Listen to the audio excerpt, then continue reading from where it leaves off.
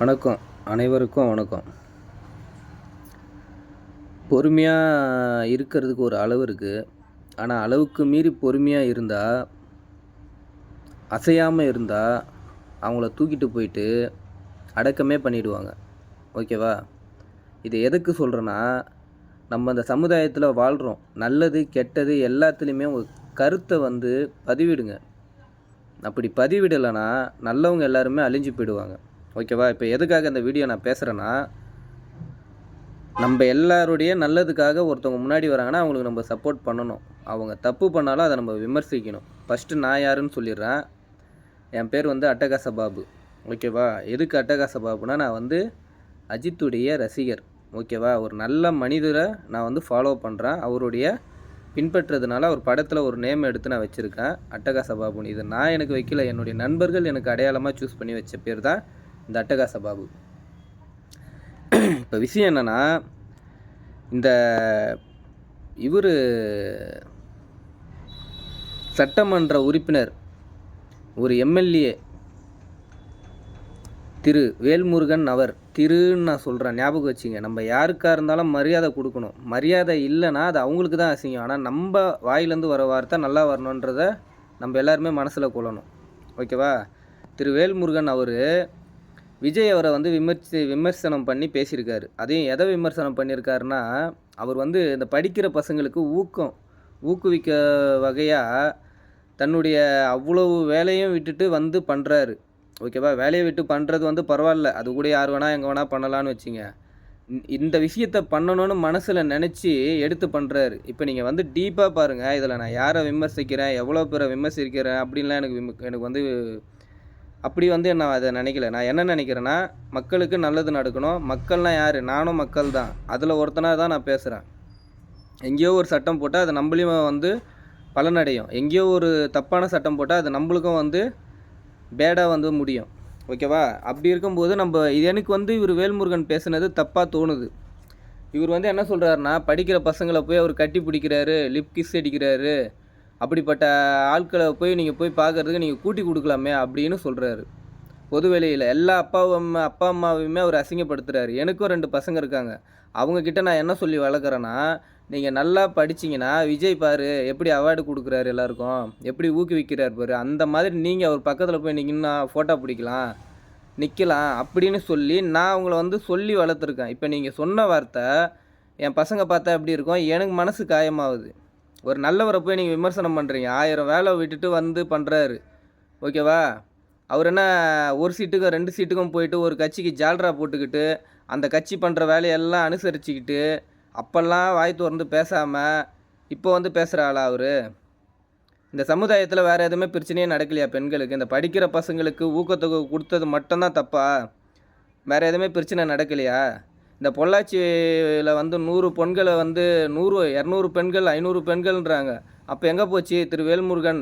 அவருடைய வாய் எங்கே போச்சு? அப்போது அவருடைய மூலதனம் எங்கே போச்சு?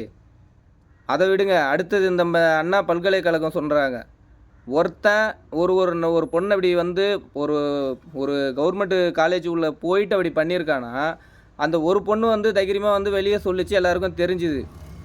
இப்போ நிறைய பெண்கள் சொல்லாமே இருந்திருப்பாங்க, காயத்தை மனசுக்குள்ளேயே வச்சு மூடி இருப்பாங்க. அவங்களுக்கெல்லாம் யார் நீதி கேட்கறது? அப்போ எங்கே போச்சு திரு வேல்முருகனுடைய வாய் எங்கே போச்சு?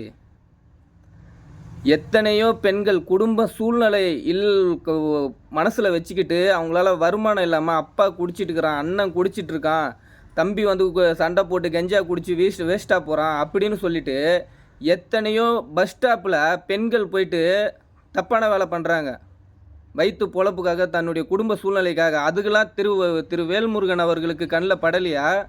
இல்லை அவர் அதெல்லாம் பேசணும்னு விருப்பப்படலையா? இன்றைக்கும் நைட்டில் போய் ரோட்டில் சுற்றி பாருங்கள். கார் வச்சுருப்பீங்கள்ல, அந்த காரை வச்சு அப்படியே ரோட்டில் சுற்றி பாருங்கள், எவ்வளோ பேர் ரோட்டில் நைட்டில் நிற்கிறாங்கன்ட்டு. திரு வேல்முருகனுக்கு அதெல்லாம் பெண்களாக தெரியலையா? விஜய் அவர் இதில் கையில் எடுத்தது மட்டும்தான், அந்த படிக்கிற பசங்க மட்டும்தான் பெண்களாக இருந்தாங்க. இந்த பெண்களை மட்டும்தான் தெரியுதா உங்களுக்கு?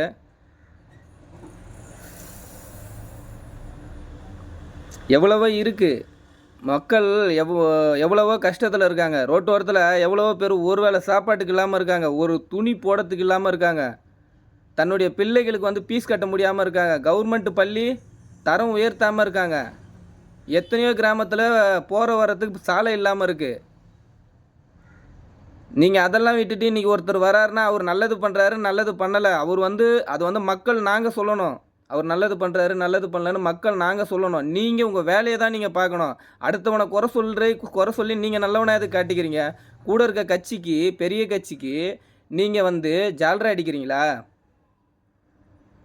திரு விஜய் அவருக்கும் நான் இதில் ஒன்று சொல்ல விரும்புகிறேன். விஜய் அவர் இந்த மீட்டிங் போட்டார்.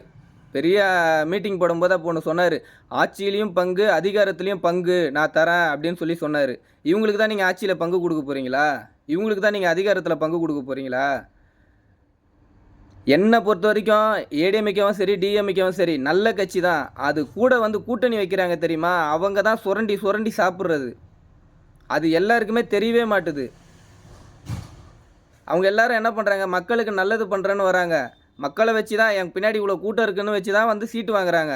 அந்த சீட்டை வாங்கி மக்களுக்கு என்ன நல்லது பண்ணீங்க? விரலை விட்டு சொல்லி காட்டுங்க எத்தனை நல்லது பண்ணியிருக்கன்ட்டு. ஒரு நல்லதும் பார்த்து பார்த்து பண்ணணும். எவ்வளோ தியாகிகள் நம்ம நாட்டை கட்டுக்கோப்பாக வச்சுட்டு இருந்தாங்க. இன்றைக்கி நம்ம நாட்டையே சின்ன பின்னமாக ஆக்கிட்டீங்க எல்லாருமே. இங்கே சம்பாதிக்கிறீங்க, இங்கே சம்பாரிச்சிட்டு போய் வெளிநாட்டில் இடம் வாங்கிக்கிறீங்க. மக்களை கொஞ்சமாக சிந்திச்சு பாருங்கள். அவன் ஒரு கூட்டத்தை சேர்த்துக்கிட்டு அந்த கூட்டத்தை பாவம் பேசி பேசி ஏமாற்றிக்கிட்டு இன்றைக்கி ஒருத்தர் அரசியலுக்கு வராருன்னா யார் வந்தாலும் நாங்கள் ஆதரிப்போன்றீங்க. யார் வந்தாலும் ஆதரிக்கிறது, நீனா ஆதரிக்க மாட்டேன்னு யாருமே சொல்ல முடியாது.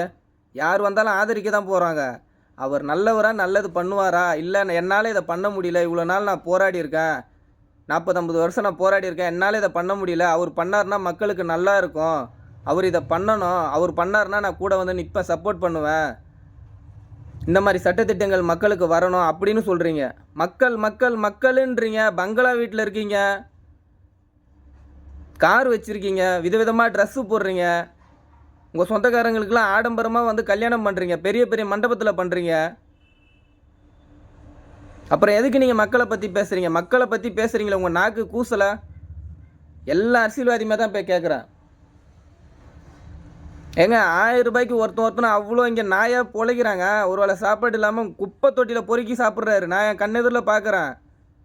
அவங்களெல்லாம் வச்சுட்டு நீங்கள் காரில் போகிறீங்களா? அசிங்கமாக இல்லை? அவங்க பொழப்பு, அவங்களுடைய உழைப்பு, அவங்களுடைய கஷ்டத்தை தான் நீங்கள் திருடி தின்றீங்களே.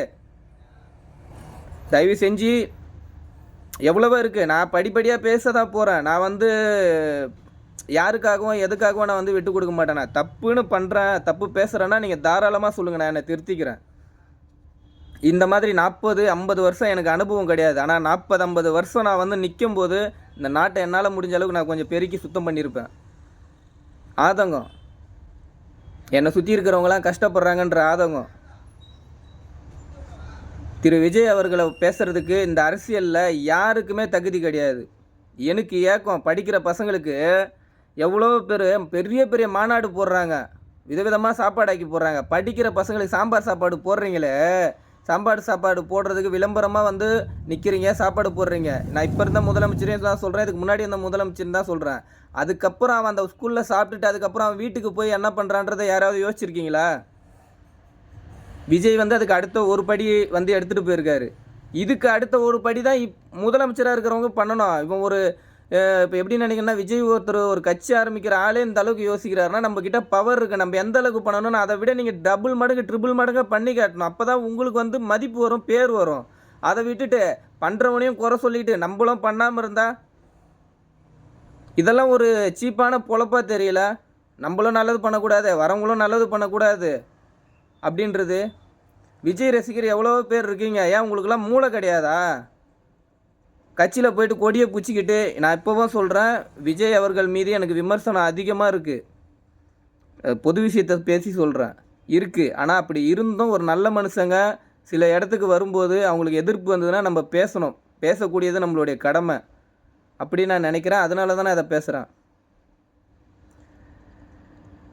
விஜய் ரசிகருக்கு எவ்வளவோ பேர் இருக்கீங்க, மூளை இருக்குது, அவருக்கு சப்போர்ட் பண்ணுங்கள், கூட இருந்து நல்லது பண்ணுங்கள். நீங்கள் பண்ணுற நல்லது தான் இந்த மாதிரி ஆளுங்கள்லாம் இப்போ விமர்சிக்கிறாங்க பாருங்கள், அவங்களுக்கு பதிலாக போய் சேரும். ஓகேவா? என்னுடைய ஆதங்கத்தை ஓரளவுக்கு நான் இதில் சொல்லியிருக்கேன். ரொம்ப பேசிக்கிட்டே இருந்தால் டைம் ஆகும். மீதியை நான் அப்புறமா சந்திக்கிறேன். அப்புறமா நான் உங்களுக்கு சொல்கிறேன்.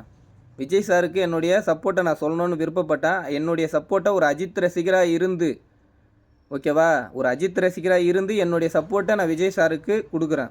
விஜய் சாரை பேசுகிறதுக்கு யாருக்குமே தகுதி கிடையாது. நீங்கள் அப்படி பேசணும்னு நினச்சிங்கன்னா உங்கள் செயல் மூலிமா பேசுங்க. நீங்கள் நல்லது பண்ணுறது மூலிமா பேசுங்க. ஒரு ஆள் நல்லது பண்ணுறாரு அப்படின்றத வச்சு பேசாதீங்க. அவர் ஓகே பேசினா போய்கிட்டே இருக்கோம். ஓகே, என்னை பொறுத்தளவுக்கு வேல்முருகன் சார் பேசுனது தப்பு, விஜய் சார் பண்ணுறது கரெக்டு. ஓகேவா, சமுதாயத்தில் எவ்வளவோ பிரச்சனை நடக்குது, அதை போய் தட்டி கேளுங்க. இதை கேட்கணுன்னு அவசியமே கிடையாது.